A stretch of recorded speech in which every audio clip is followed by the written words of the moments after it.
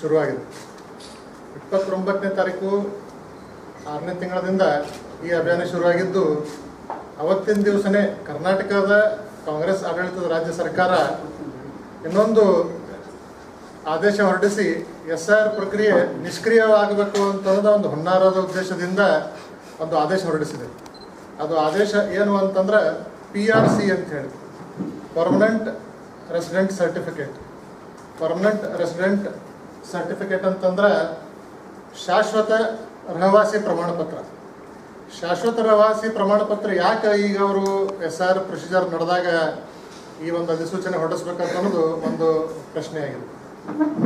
ರಾಷ್ಟ್ರೀಯ ಭದ್ರತೆ ಮತ್ತು ಸಾಂವಿಧಾನಿಕವಾಗಿ ಇದೊಂದು ವಿರೋಧ ನೀತಿಯಾಗಿದ್ದು, ಸರ್ಕಾರ ಈ ಒಂದು SIR ಪ್ರಕ್ರಿಯೆ ನಿಷ್ಕ್ರಿಯವಾಗಬೇಕು, ವಿಫಲವಾಗಬೇಕು, ಕರ್ನಾಟಕ ರಾಜ್ಯದಲ್ಲಿ SIR ಪ್ರಕ್ರಿಯೆ ಸರಿಯಾಗಿ ನಡೀಬಾರದು ಅನ್ನುವಂಥ ಉದ್ದೇಶದಿಂದ ಈ ಒಂದು ಆದೇಶ, ಒಂದು ಕಾನೂನು ಒಂದು ಸ್ಥಾಪನೆ ಮಾಡಿ SIR ಪ್ರಕ್ರಿಯೆಯಲ್ಲಿ ಯಾರು ಭಾಗಿಯಾಗುವುದಿಲ್ಲ, ಅವರಿಗೆ ಗ್ಯಾರಂಟಿ ಯೋಜನೆಗಳು ಸಿಗುವುದಿಲ್ಲ ಅಂತ ಅನ್ನೋದೊಂದು ಸುಳ್ಳು ಮಾಹಿತಿ ಹರಡೋದ್ರ ಪ್ರಕಾರ ಈ ಒಂದು ಪ್ರಕ್ರಿಯೆ ನಿಷ್ಕ್ರಿಯವಾಗಬೇಕು ಅಂತ ಪ್ರಯತ್ನ ಮಾಡ್ತಾ ಇದೆ.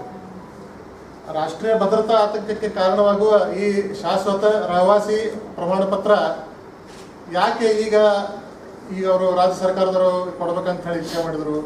ಕಳೆದ 3 ವರ್ಷದಿಂದ ರಾಜ್ಯದಲ್ಲಿ ಕಾಂಗ್ರೆಸ್ ಸರ್ಕಾರ ಆಡಳಿತದಲ್ಲದ, 3 ವರ್ಷದಲ್ಲಿ ಏನೂ ಕೊಡಲಿಲ್ಲ. ಈಗ ಯಾಕೆ ಅವ್ರು ಕೊಡ್ಬೇಕಂತ ಹೇಳಿ ಪ್ರಯತ್ನ ಮಾಡಿದರು ಅಂತಂದ ನಮ್ಮ ಭಾರತೀಯ ಜನತಾ ಪಾರ್ಟಿಯಿಂದ ನಾವು ಪ್ರಶ್ನೆ ಕೇಳ್ತಾ ಇದ್ದೀವಿ.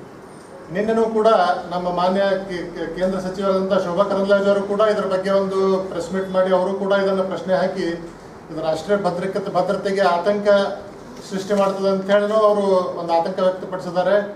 ಮತ್ತು ನಮ್ಮ ದೇಶದ ಗೃಹ ಮಂತ್ರಿಗಳಾದಂಥ ಅಮಿತ್ ಶಾ ಅವರು ಇದರಲ್ಲಿ ಹಸ್ತಕ್ಷೇಪ ಮಾಡಿ ತಕ್ಷಣ ಇದೊಂದು ಆದೇಶ ರದ್ದು ಮಾಡಬೇಕಂತ ಹೇಳಿ ಒಂದು ಕೇಂದ್ರದಿಂದನೇ ಇದೊಂದು ಪ್ರಕ್ರಿಯೆ ನಡೀಬೇಕಂತ ಒಂದು ಮನವಿ ಮಾಡಿಕೊಂಡಿದ್ದಾರೆ. ಯಾಕೆ ರಹವಾಸಿ ಪತ್ರ ಬೇಕು? ಸಾಕಷ್ಟು ವರ್ಷಗಳಿಂದ ನಾವು ಇಲ್ಲೇ ಇದ್ದೀವಿ.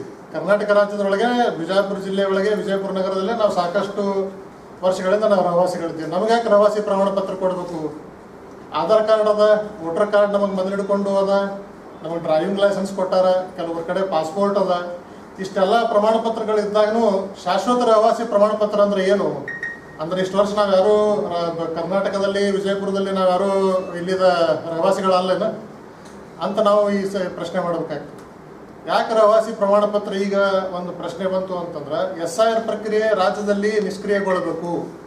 ಭಾರತೀಯ ಜನತಾ ಪಾರ್ಟಿಯ ಕೇಂದ್ರಾಡಳಿತ ಸರ್ಕಾರದಿಂದ ಈ ಒಂದು ಪ್ರಕ್ರಿಯೆ ನಡೀತಾ ಇದೆ. ಇದನ್ನು ವಿಫಲ ಮಾಡುವಂಥ ಪ್ರಯತ್ನ ಕರ್ನಾಟಕದ ಕಾಂಗ್ರೆಸ್ ಸರ್ಕಾರ ಮಾಡ್ತಾ ಇದೆ.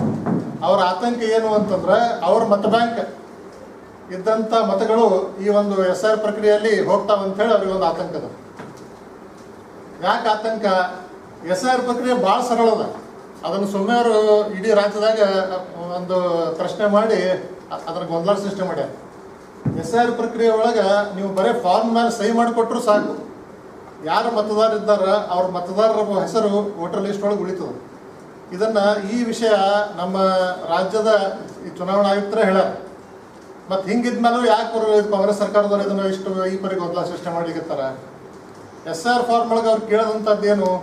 2002 ಆದಂಥ SIR ಪ್ರಕ್ರಿಯೆ ಒಳಗೆ ನಿಮ್ಮ ಮತಗಳು ಅವನೋ ಇಲ್ಲೋ ಇದ್ದದ್ದು ಒಂದು ಕಡೆ ಭರ್ತಿ ಮಾಡಬೇಕು. ಇರಲಾರ್ದವರು ಮ್ಯಾಪಿಂಗ್ ಮಾಡಿಸ್ಕೊಂಡು ಪ್ರೋಜನಿ ಮಾಡಿಸ್ಕೊಂಡು ಇನ್ನೊಂದು ಭಾಗದಲ್ಲಿ ಅವ್ರು ಭರ್ತಿ ಮಾಡಬೇಕು. ಅವ್ರ ತಂದೆ ತಾಯಿ ಅಜ್ಜ ಅಜ್ಜಿ ಯಾರು ಮತದಾರ ಎಲ್ಲಿ ಆ ಕ್ಷೇತ್ರದಾಗಿರ್ತಾರೆ ಅದರ ಬಗ್ಗೆ ಮಾಹಿತಿ ಕೊಟ್ಟರು ಸಾಕು.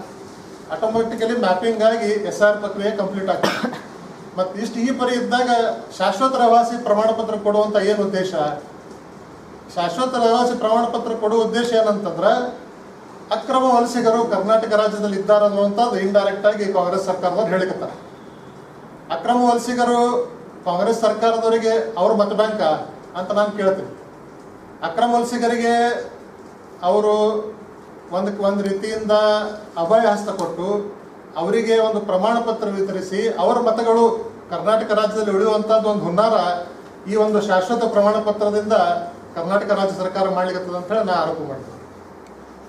ಇದನ್ನು ಇವತ್ತು ವಿಶೇಷ ಪರಿಷ್ಕರಣೆ ಏನು ಮತ್ತು ಪಟ್ಟಿಯ ಪರಿಷ್ಕರಣೆ ಬಗ್ಗೆ ಏನು ಗೊಂದಲಗಳದಾವ, ಕಾಂಗ್ರೆಸ್ ಸರ್ಕಾರ ಯಾವ ರೀತಿ ಗೊಂದಲವನ್ನು ಸೃಷ್ಟಿಸಿ ಇವತ್ತು ಏನು ಕೆಲಸ ಮಾಡ್ತಕ್ಕಂಥ ಒಂದು ಕೆಟ್ಟ ಕೆಲಸಕ್ಕೆ ಅದರ ಬಗ್ಗೆ ಸಾಕಷ್ಟು ನಮ್ಮ ಕೃಷ್ಣ ಗುಣಾಳ್ಕರ್ ಅವರು ಮಾತನಾಡಿದ್ದಾರೆ.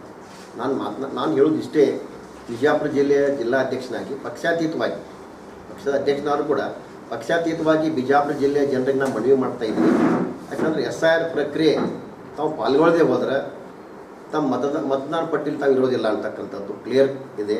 ಅದಕ್ಕೆ ದಯಮಾಡಿ ಎಲ್ಲ ಬಿಜಾಪುರ ಜಿಲ್ಲೆಯ ಜನತೆ, ಮಹಾಜನತೆ ಇದರಲ್ಲಿ ಸಕ್ರಿಯವಾಗಿ ಭಾಗಾಗಿ ತಮ್ಮ ಫಾರ್ಮ್ಗಳನ್ನ ತುಂಬುವ ಮೂಲಕ ಇವತ್ತು ಅದರಲ್ಲಿ ಭಾಗವಹಿಸಬೇಕಂತಕ್ಕಂಥ ಮನವಿಯನ್ನು ಮಾಡ್ಕೊತಷ್ಟೆ. ನಾವು ಬಿಡಬೇಕು, ಇಲ್ಲ ಅಂತಂದ್ರೆ ಭಾರತೀಯ ಜನತಾ ಪಾರ್ಟಿಯಿಂದ ಇದರ ಬಗ್ಗೆ ಉಗ್ರ ಹೋರಾಟ ನಾವು ಹಮ್ಮಿಕೊಳ್ತೀವಿ ಅಂತ ಹೇಳಿ ನಾನು 2 ಮಾತುಗಳನ್ನು ಮುಗಿಸ್ತೀನಿ.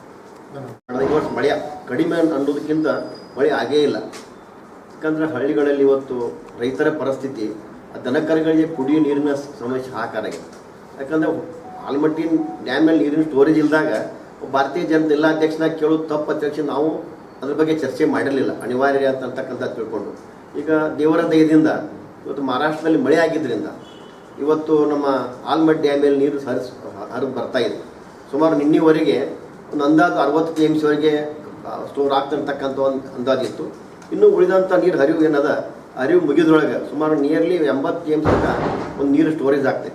ಯಾಕೆ ಮಳೆ ಆಗದ ಕಾರಣ ಇವತ್ತೇನಾಗಿದೆ ಅಂದರೆ ಪ್ರತಿ ಹಳ್ಳಿಯಲ್ಲಿ ಕೂಡ ನೀರಿನ ಹಾಹಾಕಾರದ, ದನಕರುಗಳಿಗೆ ಕುಡಿಯೋ ನೀರಿಲ್ಲ, ಭಾಳಷ್ಟು ಸಮಸ್ಯೆ ಇರುವುದರಿಂದ ಇವತ್ತು ನಾನು ಈ ನಿನ್ನಿನ ಬೆಳಗಾವದಲ್ಲಿ ಮುಖ್ಯಮಂತ್ರಿಗಳು ಬಂದು ನೀರು ಬಿಡಬೇಡಿ ಅಂತಕ್ಕಂಥ ಒಂದು ಆದೇಶವನ್ನು ನಡೆದ ಪ್ರಕ್ರಿಯೆ ನಡೆದ. ಯಾಕಂದ್ರೆ ನನಗೆ ಇಲ್ಲಿ ಕೊರತೆ ಏನದಂದ್ರೆ ಕಾಂಗ್ರೆಸ್ ಸರ್ಕಾರದ್ದು, ಅವರು ಬೆಂಗಳೂರಿನವ್ರಿಗೆ ನೀರಾವರಿ ಮಂತ್ರಿ ಆಗಿದ್ದಾರೆ, ಅವರು ಸಾಕಷ್ಟು ರಿಕ್ವೆಸ್ಟ್ ಮಾಡಿಕೊಂಡ್ರು ನೀರಾವರಿ ಮಂತ್ರಿಯನ್ನು ಬಿಜಾಪುರ ಜಿಲ್ಲೆಗೆ ಕೊಡ್ರಿ ಅಂತಕ್ಕಂಥದ್ದು. ಇನ್ನೂ ಅವಕಾಶ ಇರ್ತಕ್ಕಂಥದ್ದು ಚರ್ಚೆ ಆಗ್ತಾ ಇದೆ. ಏನಂದ್ರೆ ನೀರಾವರಿ ಮಂತ್ರಿನ ಅವರು ಬಿಜಾಪುರ ಕೊಡ್ತಕ್ಕಂಥ ನೀವು ಪ್ರಯತ್ನ ಮಾಡಿದರೆ ಇದು ಒಳಿತು ಅಂತ. ಯಾಕಂದ್ರೆ ಈ ಆಲಮಟ್ಟಿ ಸ್ಟೋರೇಜ್ ವಾಟರ್ ಬರೀ ಜಿಲ್ಲೆಗೆ ಸೀಮಿತ ಇಲ್ಲ, ಇದು ಭಾಳಷ್ಟು ಜಿಲ್ಲೆಗಳಿಗೆ ನೀರು ಕೊಡ್ತಕ್ಕಂಥ ಒಂದು ವ್ಯವಸ್ಥೆ ಬಿಜಾಪುರ ಜಿಲ್ಲೆಯಲ್ಲಿ ಇರೋದ್ರಿಂದ ಇಲ್ಲಿ ಬಿಜಾಪುರ ಜಿಲ್ಲೆಯೊಳಗೆ ಒಬ್ಬ ನೀರಾವರಿ ಮಂತ್ರಿ ಆದರೆ ಅವ್ರಿಗೆ ಅರ್ಥ ಆಗ್ತದೆ. ಈಗ ಮುಖ್ಯಮಂತ್ರಿಯವರಿಗೂ ಅರ್ಥ ಆಗ್ತಾ ಇಲ್ಲ. ಈಗ ಅಲ್ಲಿರ್ತಕ್ಕಂಥ ನೀರಾವರಿ ಮಂತ್ರಿಗೂ ವಿಷಯ ಗೊತ್ತಾಗೋದಿಲ್ಲ. ಬೇಗನೆ ನೀರಾವರಿ ಮಂತ್ರಿ ಬಿಜಾಪುರ ಜಿಲ್ಲೆಗೆ ಕೊಡ್ರಿ, ಜೊತೆಗೆ ಈಗ ನೀರು ಬಿಡ್ತಕ್ಕಂಥ ಪ್ರಕ್ರಿಯೆ ನೀವು ಪ್ರಾರಂಭ ಮಾಡಲೇಬೇಕು. ಯಾಕಂದ್ರೆ 80 TMC ನೀರು ಸ್ಟೋರೇಜ್ ಆಗ್ತೈತೆ ಅಂತಕ್ಕಂಥ ಒಂದು ಗ್ಯಾರಂಟಿ ಇದ್ದಾಗ ಇನ್ನೂ ಮಳೆಗಾಲ ಸಾಕಷ್ಟು ದಿನ ಇರೋದ್ರಿಂದ ಅಂದರೆ ನೀರಿನ ಕೊರತೆ ಆಗೋದಿಲ್ಲ ಅಂತಕ್ಕಂಥದ್ದು. ಯಾಕಂದ್ರೆ ನೀರು ನಿರ್ವಹಣೆ ಅನಿವಾರ್ಯ ಅಂತ ಗೊತ್ತದ. ಆ ನೀರು ನಿರ್ವಹಣೆ ಅಂತಕ್ಕಂಥ ಹೆಸರಿನಲ್ಲಿ ಇವತ್ತು ನಮಗೆ ಬೇಸಿಗೆ ಕುಡಿ ನೀರು ಬೇಕು ಅಂತಕ್ಕಂಥ ವಿಚಾರದಲ್ಲಿ ನಾನದು ಒಪ್ಕೋತೀನಿ. ಆದರೆ ಬೇಸಿಗೆ ಕುಡಿಯೋಕೆ ನೀರು ಬೇಕಂತ ಇಲ್ಲಿ ನೀರು ಕೂಡಲಾಗ ಇರೋಕ್ಕಾಗೋದಿಲ್ಲ. ಅದು ಕೂಡ ತಮ್ಮ ಜವಾಬ್ದಾರಿ ಅದ. ನಮಗೆ ನೀವು ಬರೀ ಭಾಳ ಬೇಕಾಗಿಲ್ಲ. ವಿಜಯಪುರ ಜಿಲ್ಲೆ ಬರೀ 1 TMC ನೀರು ಕೊಟ್ಟರೆ ಅಂದ್ರೆ ಸಾಕಷ್ಟು ನೀರಿನ ಅನುಕೂಲಗಳು ಹಳ್ಳಿಗಳು ಆಗಿಬಿಡ್ತೈತಿ. ಅದಕ್ಕೆ ಈಗ ನೀವೆಲ್ಲ ಬೇರೆ ಬೇರೆ ಜಿಲ್ಲೆಯಲ್ಲೂ ಕೂಡ ನೀವು ಕೊಡಬೇಕಾಗ್ತೈತಿ. ಆದರೆ ವಿಶೇಷವಾಗಿ ಬಿಜಾಪುರ ಜಿಲ್ಲೆಯೊಳಗೆ ಏನು ಸ್ಪೆಷಲ್ ಆಗಿ ಅವಕಾಶ ಇತ್ತು ಅಂದ್ರೆ ಅದಕ್ಕೊಂದು ಅವಕಾಶ ತಗೊಂಡು ನಮ್ಮ ಉಸ್ತುವಾರಿ ಮಂತ್ರಿಗಳಿರ್ಬೋದು, ಕಾಂಗ್ರೆಸ್ ಶಾಸಕರು ಕೂಡ ಇದಂಥ ಮುಖ್ಯಮಂತ್ರಿಗಳ ಗಮನಕ್ಕೆ ತಂದು ಈ ಬಿಜಾಪುರ ಜಿಲ್ಲೆಗೆ ಬೇಗನೆ ನೀರು ಕೊಟ್ಟರಂದ್ರೆ ಅವರ ಬದುಕಲು ಸಾಧ್ಯ ಅಂತಕ್ಕಂಥ ಒಂದು ಮನವಿಯನ್ನು ಈ ಕಾಂಗ್ರೆಸ್ ಸರ್ಕಾರದ ಎಲ್ಲ ಮಂತ್ರಿಗಳಿಗೆ ನಾವು ಮನವಿ ಮಾಡ್ತೀವಿ.